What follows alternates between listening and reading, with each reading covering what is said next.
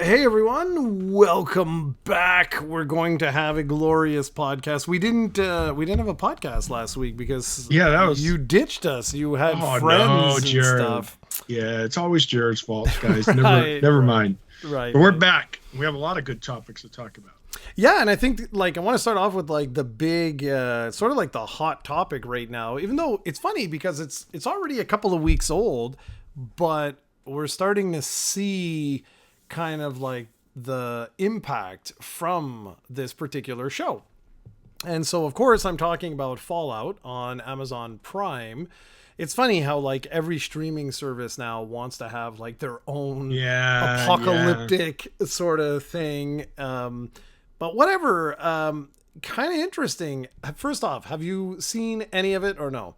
No, not yet. I plan on binge watching it one of these days, but I've been kind of. I don't watch too much TV, so but I am definitely going to see it because I'm interested because I like the Fallout games, so it'd be kind of cool. Okay, well, I don't know why I watched it.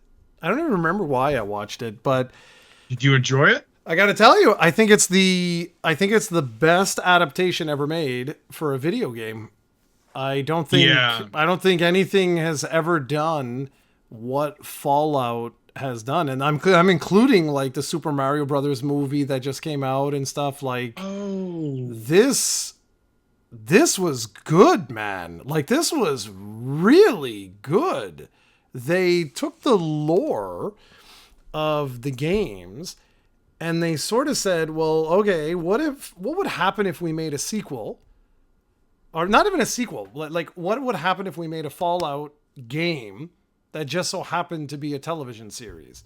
yeah, and that's a great way of doing it. A couple, not to deviate too much, but your point for Mario. Let's be honest, Mario's a very kid-friendly, very simple story. Mario doesn't have much lore, right? I mean, literally, you could No, but did list you it in a see the paragraph. movie? Did you see the movie? No, but it's a fun movie. But the Yeah. difference is you can't compare like a Mario compared to a deep, rich storyline like Fallout. It's just like night and day difference, No, but right? I mean, It, it, they. Mario's a popcorn movie. It's Yeah, you yeah, yeah, watch yeah, it, yeah. have fun, take your kids. But I do say you can include it, I guess. But it's like comparing an apple No, no, to, yeah, or, you know. and I'm not talking about this the story per se or anything like that, but Oh, it I was see. more like that was a very faithful adaptation to the source Yes, material. yes. They respected the characters and stuff like that. And even The Last of Us, The Last of Us, that was a very well done adaptation as well, except that was an adaptation of the game, whereas this is really I'm not trying to super hype it up or anything like that. You might go in and not like it, and I can see people not liking the story or whatever. But what I really appreciate with this is that it's not Fallout 3 in television format. It's not Fallout 4 in television format. It's not Fallout 1 in television format. It's as if they just took another story in the Fallout universe, but it is so wild. The Easter eggs and stuff and the attention to detail is what blew my mind, because every Fallout game is the exact same thing. So you leave your vault, you have your vault, whatever, get up on, and then slowly but surely, you typically find a leather armor. That's the first thing, and it always looks the same. It's got the one patch here and the leg covering.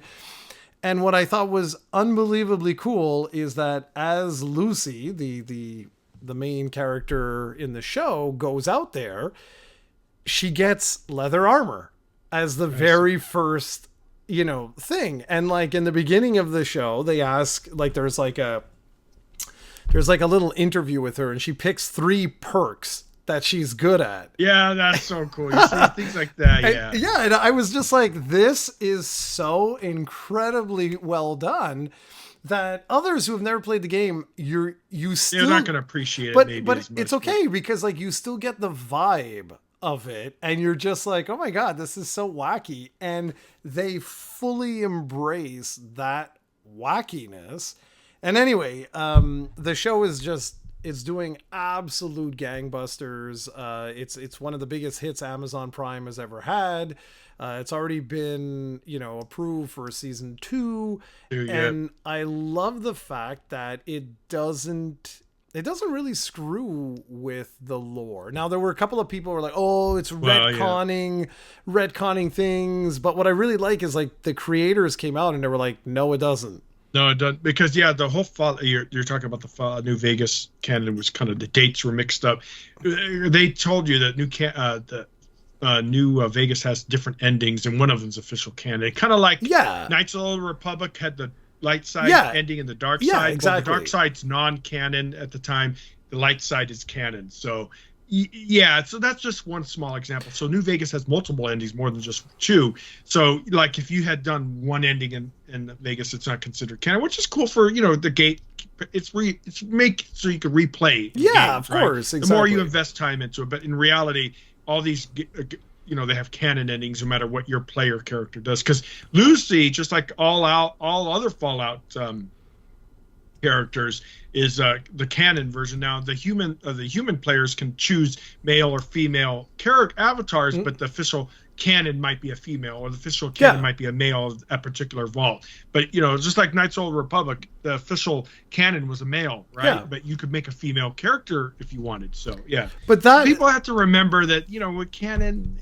No, exactly. And I mean, like, guys, there's a time to be hardcore and there's a time to appreciate the fact. And that's what I'm doing right now, is like I'm living in this moment where I'm like, this is great, guys. This is great. Anyone that's looking to nitpick or whatever, I'm like, are you guys crazy? The last Fallout we had was 2018. That's a long time ago, guys. Like, Think they'll do another one now? Probably. well, the plan was to do another one after Elder Scrolls 512, right? Well, then that's not going to be out anytime Well, that's soon, the 'cause Elder point. Scrolls not Exactly. going to be out for a while, guys. So that kind of sucks. Yeah, Well, like, I don't care. There's, Fallout 76 is. We'll probably talk about Well, that yeah, in a second. so- It's extremely, had 1 million users connected at once just last week. Exactly. So that's So- unheard. So it shows you though, Jared, that I think like Halos has it. Oh, another thing we had to talk about that's video game, or not video game, more desktop or not tabletop to video games, is Warhammer. That's coming up with a show now. No disrespect to Fallout fans and stuff, but Warhammer's vastly larger universe, substantial amount of lore. So those are going to be a lot of purists that are going to be extremely upset. But I think the Warhammer is doing a little bit different. It's not doing like an like a faithful thing, because it's technically a tabletop game, right? Little miniatures that you paint and stuff. Then of course they've made video games, but it's gonna be. But there's a lot of controversy for that. We won't really talk about, but they're changing some of the established lore, and they don't like that. Yeah, well, you see, so what I really wanted to discuss today is about kind of why I think this was so interesting with what the show is doing, or what the show has done. And it's kind of like it's the right way of doing different adaptations and things like that. Now, like don't get me wrong, everybody, I'm not saying, oh, like we're gonna release the Last of Us television series, but it has nothing to do with the main characters. No, of course, every universe is different. It's just that for this universe there are, what was it, I think 122 vaults. Yeah, so and most of them haven't been told. Exactly. Most of them were pretty horrific stuff that was going on. Only got like a handful actually end up like happy, but most of them end up being kind of raided and destroyed or something like that. But we don't know of so many. The stories of right? Exactly. And so if you're going to do like this, like if you're going to do a television series, that was such a good idea to say, well, why don't we just talk about a vault that we haven't talked about? And it's like brilliant, right? It's in the same universe. It's in the same thing. Because, like, let's be honest, like the characters and stuff, are you going to redo New Vegas? Why? We already experienced it. Like, why would you do that? So anyways, cross promotion, this is the best I have ever seen in my life. Yeah, big time. Like, It's really promoted the games too. Yeah, well, All of a that's sudden people start playing the shit ton out of them. dude. Every single Fallout, every one of them has seen like multiple thousands percentage increase in purchases. I mean, in Europe, Fallout 4 made it back into the charts. Yeah, that's amazing. Fallout 4 4 is not that new. Came out like what? It's a 2015, right? God, was it? It was 2015. early PS4, early Xbox. Xbox. What the hell was the last one? One. Fallout 4 came out in, I think it's 2015. Yeah, November 9th, 2015. At least on Steam. That's crazy, man. Sure. That is crazy. So that is like unheard of to have a game do that. But the game that I wanted to talk about, as interesting as that is, and yes, guys, there's a next gen update that came out like 3 days ago, at the time of this recording. Now, as with every Bethesda game, download at your own discretion, because just like they did with the Skyrim Anniversary collection, it basically broke every mod that was available, and that really sucks for Fallout London. So if you don't know, Fallout London was a Fallout 4 mod that was basically an entirely new game. And it was one that I've been looking forward to for a while, because like I really enjoyed, well, I like Fallout. So I was really looking forward to this, and I was so sad, man, because they announced that Fallout London was coming out on April 23rd, I think it was. And this update was hitting like the 24th or 25th. And so they delayed the release, and now they're like, look, guys, I have no idea when it's coming out, because this has basically gimped all the mods. The whole thing is all screwed up now. So I'm pretty sure it's going to be like Skyrim, where you're going to have two paths. You're going to have the mods that are like, look, you must have vanilla Skyrim. And then there were a bunch of mods for the anniversary edition of Skyrim. And I think they're going to be the exact same thing with Fallout. I think it's going to be vanilla Fallout 4 is going to have all of this. And then you'll have your next gen update. So I'm waiting. I'm not sure what I'm going to do, because I actually wanted to go back. I haven't played Fallout 4 since 2015. And so it's been a while. Yeah. And so I was like, I would, that would be cool. But Fallout 76. So my history with Fallout 76 is really, really interesting. So I play the Fallout games on Xbox typically. That's typically like been my platform since Fallout 3 went over. Played Fallout 3, New Vegas, all of them on the Xbox platforms. But that was always stupid of me, because Bethesda games are always better on PC. Yeah, it's just they're a PC developer. Ever since, what was it, Morrowind? Yeah. Morrowind, yeah. Hands down, they're better on PC. Like you said, the mods, you could literally create a whole new experience. Like Skyrim on mod, your console players are missing out on that. But I think most console players, they don't care, because they're like Steven. They just want to plug in their device, have fun. Yeah, but dude, it's gotten a lot easier, right? Like I was playing. I think we spoke about this, but like I played Resident Evil 2, the new remake, with the classic mod, and it is out of this world. So you get all the visuals of the new one, but this dedicated group of fans put fixed camera angles, all like thousands of fixed camera angles, to recreate the feeling of the original Resident Evil 2. It is outstanding, man. Outstanding. So I play that. I've got that on my PC, and mods are so much easier today than they were years ago. Yeah, they used to. Yeah, exactly. Like, they even have what's one of the most popular ones? Even has a launcher with auto updates for you, so you don't have to manually update mods like you used to. So yeah, it's much easier. I always still say, guys, play the game how it was intended first, and then do the modded, because you're kind of. I mean, as much as mod tends to be a lot of quality improvements and stuff like that, I still like playing the vanilla first before Yeah, as I the mean, developer intends you to play it. yeah, like I agree with that for new games. Where it becomes tricky is like if you want to go Older games? back, if you want to go back and play Fallout 3 today, then I would probably recommend there's a pretty badass one. It basically combines Fallout 3 and Fallout New Vegas as one game. Okay, Okay. so like you continue the story Oh, like that's actually really cool. Yeah. and get this, it's a collection of nearly 200 mods.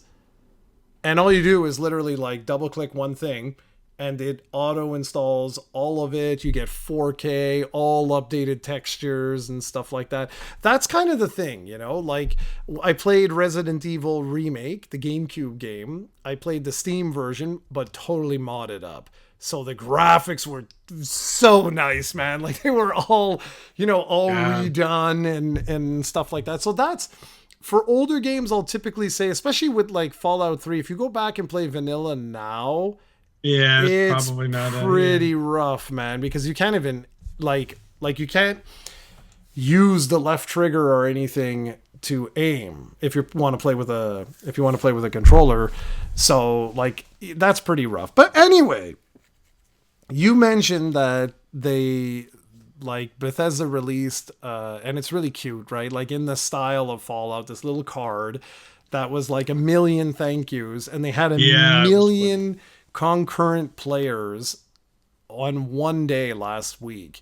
Yeah, that's pretty That- good considering like 2018, and it had a Dude, really shaky start. But shaky start. The game basically bombed yes, at launch, and that was what I wanted to talk about because the other day you mentioned, I can't remember the name. I think it was Predator, right?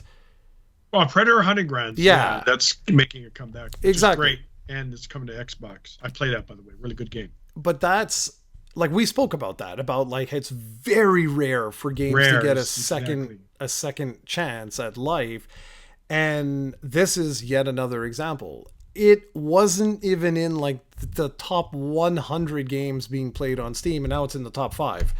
Yeah, And huge comeback. it's unbelievable. And what makes me happy about this is, and I'll tell you my journey. So I installed Fallout 76, paid full retail price for it because I do like Bethesda. Like regardless so do of I. all their, bugs, and you're talking to a guy that played, and I know it's not Bethesda, but like I played Cyberpunk day 1 of its release. So believe me, I know about bugs. That game too apparently has like really come far, but Yeah, it has. I'll never forget being, I think it was on my Xbox. I don't think it was on PC. And anyway, whatever. And I'm so, surprised you play so many of these games on your console, man. well, I thought you were a purist. it's I don't remember. No, I don't remember. It's the TV though. I like the TV, and Yeah, it's yeah. There's it's like this behemoth. Okay, that's underneath my, like where my legs are is my PC. If I could somehow go sit over there and have my wireless controller and boot that on my TV, I would be the happiest guy in the world. Like I would sell all my consoles. I would just like well, you could, because most PC games are. A lot of people play with controllers now too, right? And this auto aim assist makes it where they're somewhat compatible or competitive with the aiming, because we all know that for especially for first person shooters, you're never going to be to get any kind of precision aiming with the analog yeah, stick like controller compared to dude, keyboard and mouse. but like it's Jared, right? Like I'm not doing anything competitive. Yeah, that's I'm true. I'm just going and having fun, right? Like even Fallout 76, I'm playing it on my PC and I'm using my Xbox controller. Why? Because Oh, really? it was Okay. it was clearly developed Intended for a for a controller. controller, like clearly, because the button mapping is so damn random, like where it is, Yeah. that I'm Matter of like, fact, I'm starting to. I got a nice Xbox controller just bought a couple weeks ago. I'm starting to use it a lot more too. It's because, like you see, it's just easier. It's a lazy yeah, man's thing, you know. It's just exactly. And dude, I'm not in. it takes a while to get used to though, since I'm so used to keyboard and mouse. But But I'm not doing anything competitive like whatsoever. I'm going to take a look and see what is the longest HDMI cable you can get, because like my tower is the problem is it has to go around. I think it's like 30 you can't feet. put the PC next to the.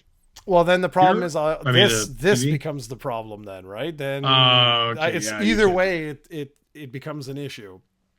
I could see. Yeah, not just. I don't always give console a hard time because I'm not a console person. I barely play the Switch, even though I'm going to start playing some games on it before Switch 2 comes out.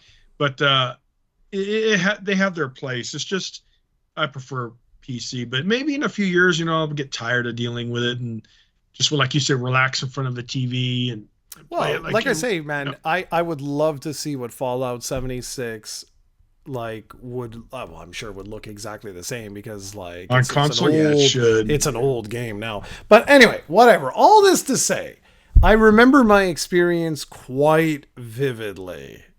And I logged in, I'm all excited, and basically it was boring as hell.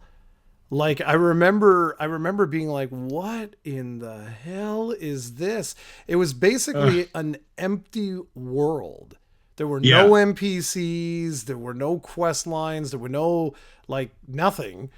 And I was just like, this is not Fallout. Like, I don't understand. I don't want to team up with other players to do events. Like, that doesn't even make any sense.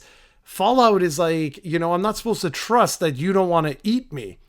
You know what I mean? Like, I'm like, Yeah, Fallout's supposed to be like that. Yeah. it was so weird. So after the show was done, the itch, I could feel it. The itch was there. And I was like, well, I know the next gen update's coming along. And I also know it's probably going to break everything. So I was like, I'm not sure what I want to do. So I was like, you know what? Let's do it. And so logged in because before the Amazon show, there was a promotion, and I can't remember the name of the website. It wasn't like the Humble Bundles. It wasn't that. It was something else. I want to say like Fragment or something weird like that. It was a site I'd never been to before, and for $20, $25, something like that, Canadian. So probably like that's like $2 American. You got all 7 Fallout games plus the DLC for each. Oh, that's an amazing deal, right? I was just like, Yeah, right? Like yeah. done. And so all of them were the Steam version. Well, it doesn't matter, whatever. They were all the Steam client versions, whatever you want to call it. And I even went back, dude, and played Fallout 1. And Oh, oof, man. dude, Is it harsh? ooh, that, ooh, you need some mods for that, man. We have It's been an old game. Yeah, we have been so spoiled, man. Like there's like when you want to like pick up, gear basically, you almost have to be like this like on your screen to see, Wow, because really? it's like in the background or on the floor of certain areas. Like I didn't even know that was a gun.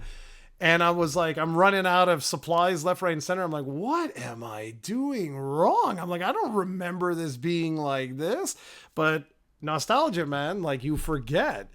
And it's like you have to be like pixel perfect with the mouse in order to pick up gear. Now That's funny. you can do it, but I would really recommend that if anyone wants to play that today, get a guide. Like, go online, watch some YouTube videos, watch experienced players show you what to do, because otherwise it's going to be an exercise in frustration, and that's not fun, right?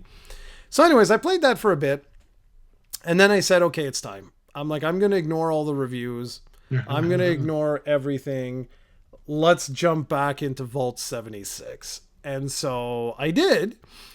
And immediately I'm greeted by the Overseer's quest line. And there's NPCs right outside the vault that are like, hey, we need you to go to this bar. You should check this out. And I was like, okay, this is cool, right? Because like none of that was massively improved it. Yeah. Well, that's it. And so I started going around and I was like, hey, this is a whole new game. Like it's literally an entirely new game. And what's super cool is that you basically have 6 years of improvements that have been made to this game. I call them expansions. I don't think they're really expansions. I think they're more like updates that were done. Just updates, yeah, most of them. And you've got 6 years worth of these huge story updates, different like expedition. Another one's coming too, Yeah, exactly. So I was like, I'll play for a bit, right? Like, we'll check it out or whatever. And I gotta be honest, I have been playing this damn thing for the last, week, I'd say? Week and a half? Yeah. And damn, man, am I having fun. I am really having fun. And I'm like, because they incorporate, you had mentioned this the other day, you're like, oh, well, they added survival elements. Yeah, they added, it's the same system that's in Fallout 4 that they added, except you have to use it. So like the whole building of your camp and stuff like that was in Fallout 4, but you could have basically ignored that whole system if you wanted and just, progress the storyline and did the DLC and what have you. But I gotta say, man, it's pretty cool. Like, yeah. And I even found a way, thanks to this guy online. There's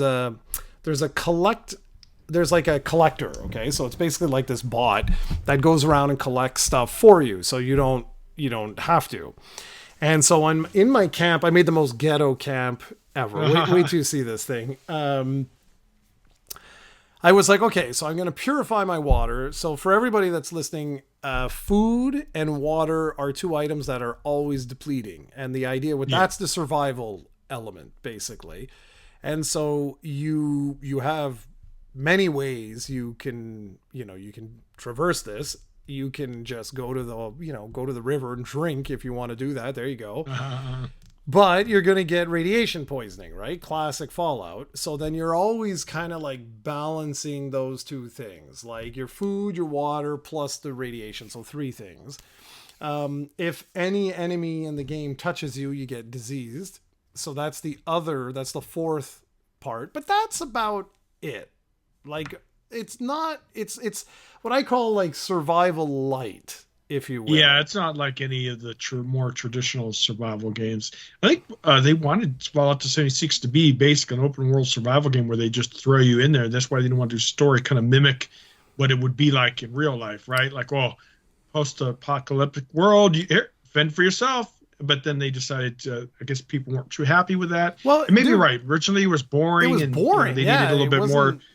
You gotta have NPCs because that's what's the whole thing about Fallout too. Like in the show, you go and meet people. Well, that's it. Go to towns. So yeah, I kind of understand what the original direction might have want to been, but yeah, I'm glad that they were able to not drop, because a lot of times if a game bound, like especially from a big developer, they like, all right, they're done. But that's one of their prized series, so they probably didn't want to leave a bad taste in a lot of people's mouths, so they kind of kept at it. Whatever the case may be, I was very, very, very happy, and I was also super stoked with this collector thing. So it's not pay to win, okay? Because I've read online, like people are like, oh, it's pay to win, pay to win, pay to win. Okay, it's not. It's pay for convenience. There's a difference, yeah. So I'm not doing any PvP stuff. I'm doing the story. I'm playing through the storyline, which is great so far. I do little events when they pop up. I always check to see if there's other players there. I join a team every single time I log in because the teams, nobody Give is on. boosts and stuff, Yeah, exactly. And no one's on microphones or anything like that. You're not speaking to anyone. It's all like emotes, but it's all the fun emotes like the thumbs up and stuff like that. Like it's really, or really a, good. or a finger up. Well, yeah. They have that. But what's super cool is it's one of the nicest communities I've ever actually seen. Like players dropping like good loot and stuff. I was really impressed. When I first got out of the vault, there was a higher level character there, and I was like, "Oh shit, is he gonna kill me?" But no, he dropped a bunch of stuff and gave me a bunch of heal. I'm like, "Oh, that's very cool." See, there's some people that are really, because you have to remember a lot of like let's bring Rust for instance, which is an open world kind of survival player versus very toxic community, very toxic. Most people just kill you on sight if you're a noob, even though you're not really a challenge. Yeah, so it's a much different vibe than some of these other player versus player type games. And I love that, dude, because it reminds me of Dragon Quest. Dragon Quest X is very much like that. Like, there's a lot of players that are totally willing to help you out, carry you through different things. Really? Like, yeah, like you'll see, because I wanna play with you when we're done this podcast. There, I wanna just not we don't have to play for long, but I'd like to show you some of the GIMP setup. Some of the stuff is really fun. Like you can join a level 50 not expedition, but like event, and just stay back, and they'll kill everything for you, but you get to loot as long as you shoot an enemy once. Like if you tag an enemy, you get the experience. And so since you're already in a team, you're already going to get, bonus EXP for that. And then you'll get tons of loot, man. You can't use any of it because it'll all be higher level than you, but you can scrap it all for materials or do that. Or if you get legendaries, which is very common, you can then convert those legendaries into what are basically like, it's almost like I don't know what you call it. It's like a receipt kind of thing. And then you use those for legendary modifications on items that you want. So it's amazing that players are doing this. Like that's super, super cool. And this guy pointed me online, was like, go check out this one YouTuber who like does just nonstop videos for like 8 years, or whatever it is, has been doing videos on Fallout 76. And he posted a video on how to access inaccessible items from the Atomic Store. So the Atomic Store is, it is a live service game, right? So you're constantly bombarded with use real world money to buy this and that and blah, blah, blah, blah, blah. So I told you it's convenience, right? So you can buy lunch boxes. Fully optional, you're right. Yeah, you can buy lunch boxes. That'll help boost your EXP for a certain amount of time. But why? Just join a team and it's the exact same amount, right? Like, It doesn't make sense. Every day they award you with free goodies from the store.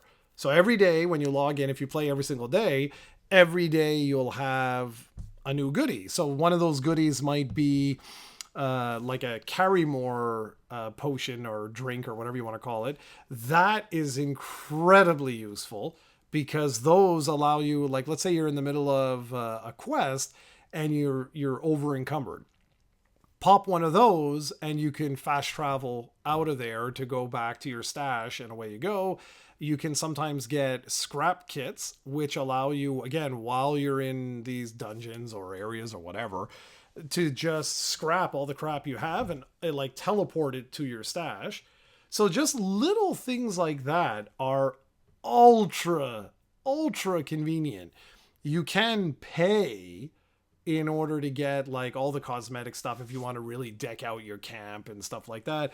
But again, like none of that has any game bearing. It's just optional. It's cosmetic, which is great. Yeah, there's a fine line because traditionally, like a lot of the Asian developers, their MMO or live service games tend to be very pay to win. So that's why a lot of them don't do so well in America. Because in this market here, a lot of people frown upon that, right? It's like, oh, it's pay to win because people then and there's cheaters. Let's admit, there's always going to be cheaters and people anywhere in the world that will embrace it. They don't care. They just want to do the game as easy mode as they can. But in a lot of the Asian markets, it's more acceptable. It's not so frowned upon. So there's a fine line. So that's why a lot of times when these like Korean MMOs come here, they're not so big here in the US compared to they are the Asian markets because a lot of Americans or the Western markets don't like pay to win type Well, that's setup. it. It's So it's frowned upon. So this convenience thing, and you can join what's called Fallout First, which more and more is something I'm going to probably do that. And the reason for that is you get tons of cool cosmetic stuff. They give you like, I think it's 1,600 atoms a month they give you, and those atoms again are just to buy these cosmetic goodies, although like I would totally buy the carry more drinks or whatever the hell it is, just for they're so convenient, man. And then there's one item that I find out about that is not in the store, and I was so like, oh son of a, I was so disappointed because right now the way I have my game set up, I've got two water purification plants that are set up. Well, I gotta get those, dude. I'm still low level. Well, it doesn't matter about level. Like you can do it pretty much like level 1 if you want. So that purifies water. That means you can drink without having to worry about radiation. So thumbs up for that, right? I found a path. That's what I'm going to take you. We'll go on Discord after so we can actually talk. Yeah, and we should you should do is kind of like a follow-up to this. Why don't we record it just a little, about 30 minutes of our little session? Yeah, we can put it on YouTube. That way people who are listening to this can see what Jared's talking about. Sure. That'd be kind of fun. Yeah, we can totally do that.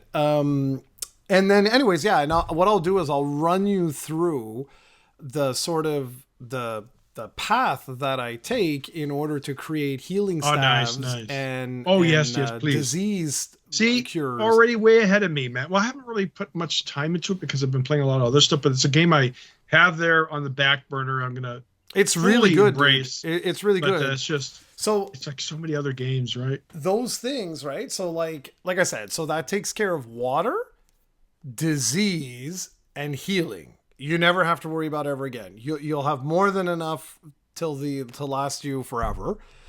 But food is the one that's been annoying me because for those that don't remember, with Fallout, food doesn't last forever. Food decays over time, and that is annoying as hell because especially in like a live service game, it never ends, right? Like they're constantly adding quests and events and this and that and blah, blah, blah, blah, blah. And so I don't, it's not that I'm like starving. It's not that. You'll always be fighting mole rats and other enemies and you cook up their meat and you'll be fine. But it's on the back of your mind, right? Like you're always thinking of this of like, crap. Like, like I gotta juggle this. Well, apparently, a while back, Bethesda obviously realized this, right? And every once in a while, they will put a hyper convenient item, and that's what I call like an omega convenient item in the Atomic Store. There's 2 items, one of which I'm going to tell you to buy like immediately. And just so you know, you do get atoms. That's the real world currency. You do get those for doing daily events. So get this. You don't even need to use real world money. You can actually just do the daily events, the weekly events, collect your atoms, and then spend your atoms on these items. And there's 2, and guys, I'm not a pro, okay? So if anyone has comments about this, please let me know, because I'm just getting into the game now. But one of them is a Fusion Core Charger. Buy that, because it's the only item in the game that allows you to charge fusion cores, which are used for the armor and all of that, like that heavy duty stuff, which is omega cool because it'll protect your ass. Otherwise, like you're wearing, cloth basically. So there's that. And the other one was this collector. It's called the Communist something collector. And the reason why is because it's filled with Russian propaganda. So it's always That's spitting so out. funny. It's That's always so spitting funny. out. But here's the trick. You take the collector and you've got your robot that's walking around collecting for you. You set it to food, that you want it to collect food. And then you build a fence around that thing so that the robot can't move, that it's stuck there. And so why is because he will collect on the spot, turn around and drop it into the container. Okay, so your container will fill up with food much, much quicker. And then what you do is you go there and you take out any of the propaganda stuff and the stupid crap. But here's the cool part. While the food is in that container, it doesn't spoil. And so that's really cool. That is like the ultimate convenience for food, because then you can just leave it there forever, pop back to your camp, which costs it doesn't cost caps to transfer, to teleport back to your base. You typically will get multiple slots that you can buy. So I've already started buying stuff with the the atoms that I've earned. So I bought another campsite. So now I have one on one side of the map. I shoved another one on the other side of the map. So it's free teleporting all over the map, basically. Nice, right? Nice. And so I wanted to buy this thing, right? This collector. But of course, I checked the store and it's no longer available. And I was like, oh man. But this guy online was like, oh, there's ways around that. And I'm like, what do you mean? It's a live service game. How do you what? So get this. If you go to Bethesda's help desk, you can actually go in and say, make a special service request to purchase not all, but various items that have just left the store. So I went ahead and did that. And now I'm waiting to see if nice, they'll actually do that. If they do that, then I'm all set. Then I've got food, water, health, and disease. You'll be all set. Yeah, dude. then I'm all set. There's still the radiation stuff, but so far, every quest that I've done, they've gave you RadAway and stuff like that. So far, that hasn't been an issue. I'm really looking forward to us checking it out just to see. It'll be fun to just mess around with it. But yeah, I was all this just because of a television series is pretty crazy. So I'm just curious if any of you guys have decided to jump back into any of the Fallout games and what you think. Yep. And other than that, exactly. That's all I had for today. So you can take it away with your glorious. We'll talk a little bit about some stuff, but yeah, we'd love to hear your comments. Are you a fan of the Fallout series? Have you played the games? What do you think about 76? 76 is kind of controversial. And then, did you enjoy the show? So I'm really interested to see what people think about that. But Microsoft has some revenue information just now. And Microsoft's, of course, still making a substantial amount of their bulk of their money off AI cloud hosting, all the AI cloud business, of course, Azure, all that's huge for them. Of course, Office. But the gaming, everyone's thinking, let's see how gaming, because you know how these fanboys out there, Jared, there's no such thing as a fanboy, right? Xbox garbage. Well, yeah, they're doing extremely well with their, what was it called? Xbox Line subscribers and overall business. They still don't make money on hardware, but who cares about that? They're never going to probably make money on hardware. But I tell you guys, they're doing the long con and they're doing extremely well. But Office cloud revenue is still supreme, contributing to 60% of Microsoft's overall revenue, while Windows OEM revenue is bouncing back. That's kind of, there's going to be Windows 11, not 11, 12 coming out soon. So a little bit of a decline on that. But their Xbox stuff is doing extremely well. And the PC side's doing really well too. So, how we discussed how the PC gaming's, I don't think PC gaming's going anywhere anytime soon, man. It's not. I think it's what we have to be careful when we say that. The industry is not going anywhere. It's No. growing and growing and growing and growing. It's the dedicated like desktop market that Yeah. is starting to go. But it'll never we've talked about this before. It'll never go. It's just that like right now in our society, laptops are the thing. Like that's Yeah. the thing. But yeah, like gaming, like you shared the stats and stuff, and it's unbelievable.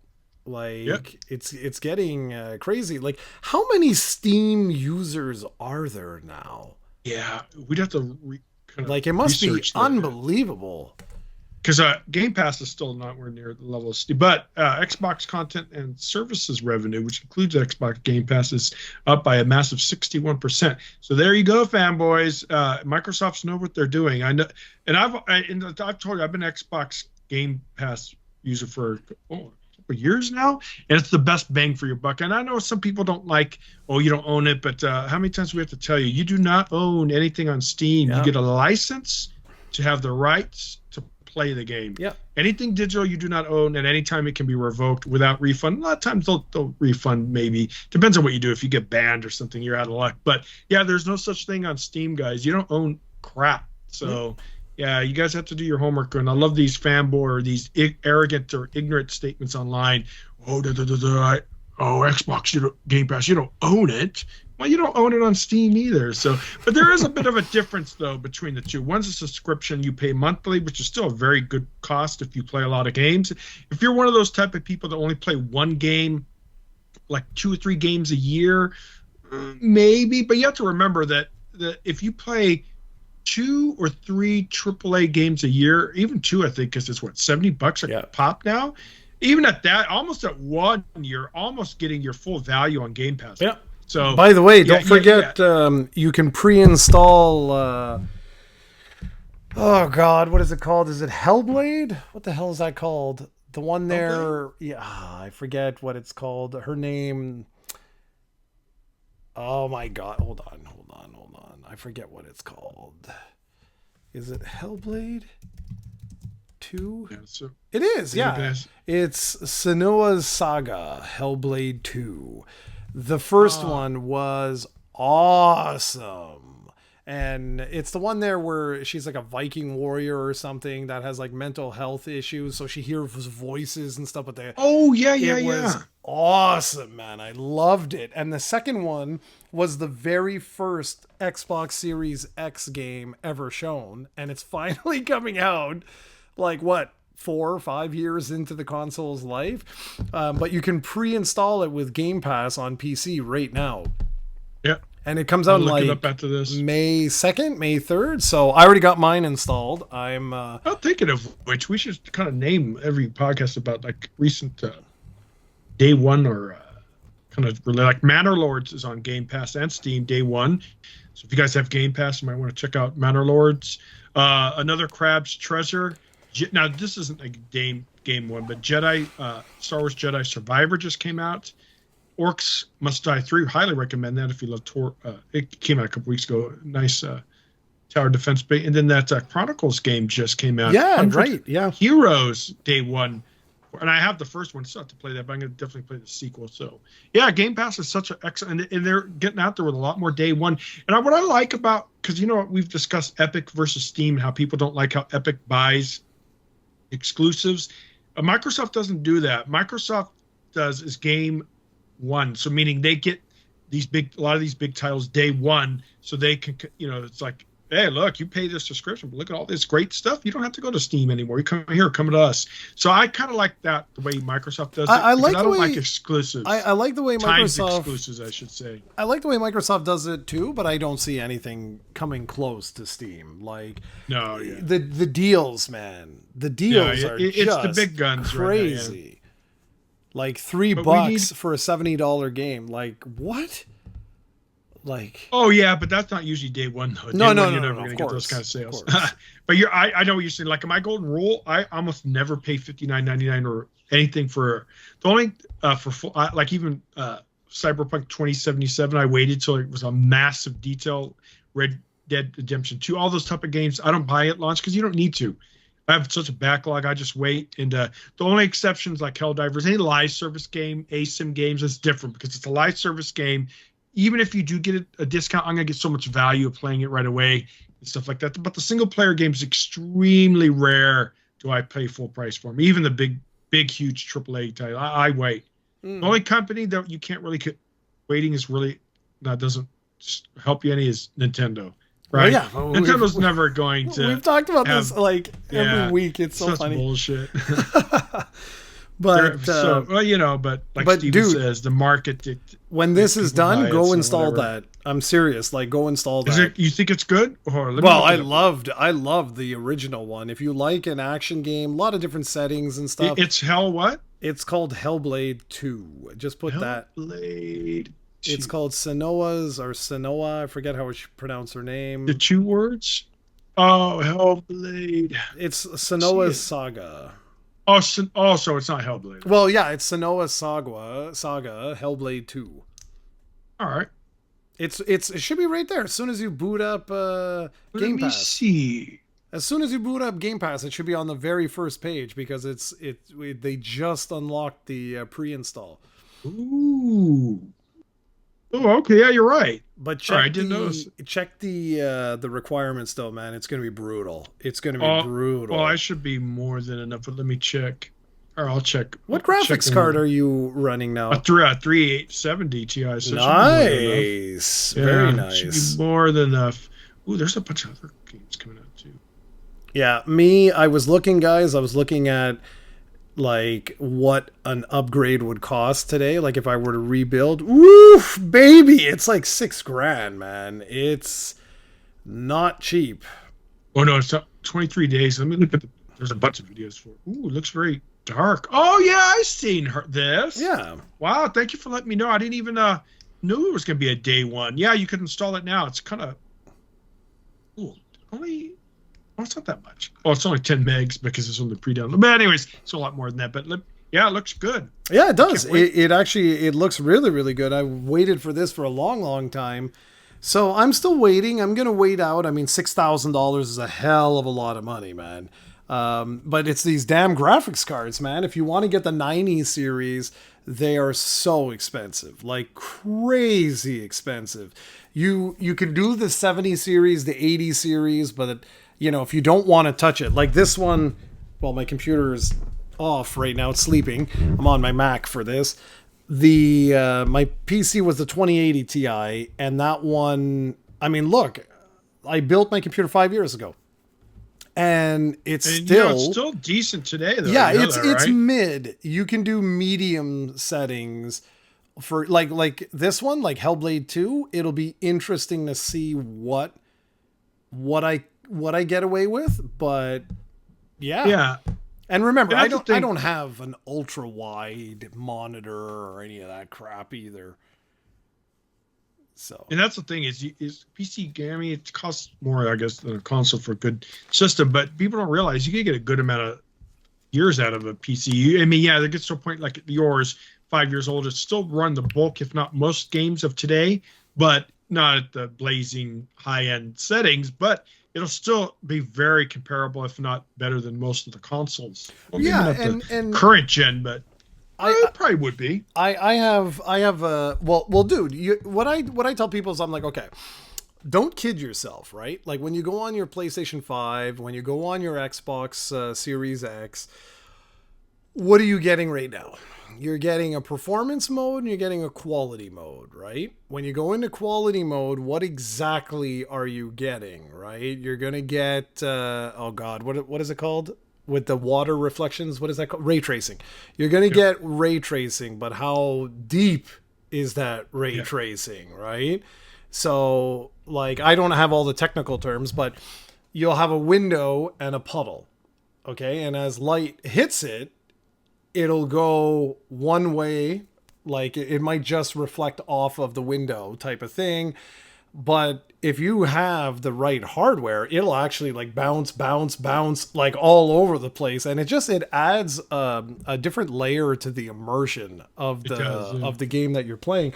Like that Hellblade 2, if you had a totally decked out PC, I would tell everybody go and play that, because that company focuses on immersion, and it would probably be unbelievable. Like, it would just blow your mind.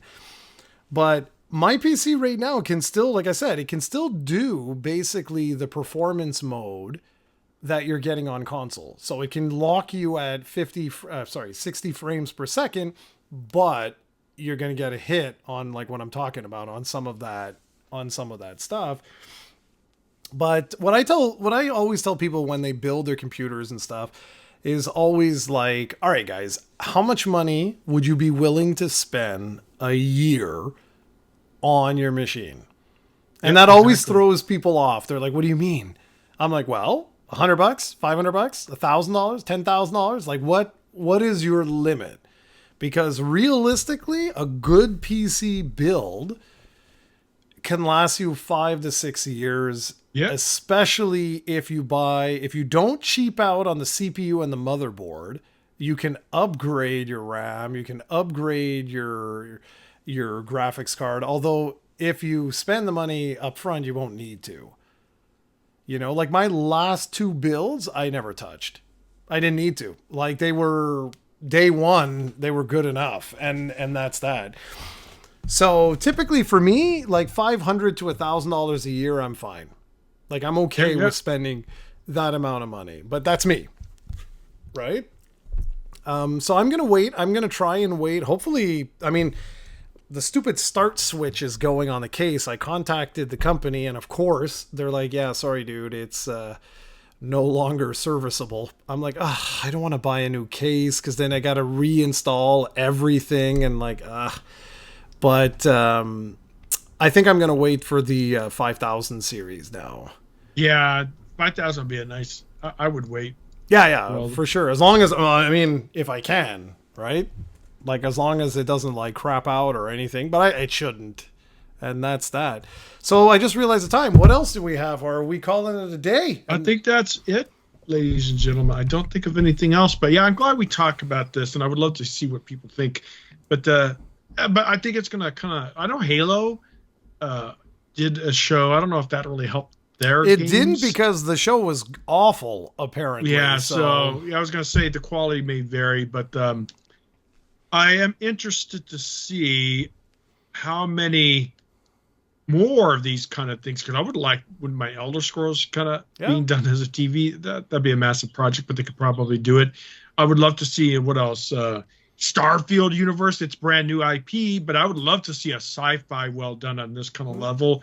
That'd be great. So it'd be interesting to see how many of these gaming companies push Hollywood, because Nintendo's fully embracing Hollywood, by the way. They wanted Zelda. Yeah. There sounds rumors that there might be a Zelda movie. I wonder if they would do Zelda live action, though. Would they? I don't know. I don't know what Nintendo is doing with their with any of that. I haven't paid any attention. I don't know. I'll just, if they make movies, I'll go see them, and that's good enough. Yep. All right, people. We'll see you guys. All right, guys. Well, thank you so much for watching, and we'll catch you next week with another episode. Later, guys. Ciao.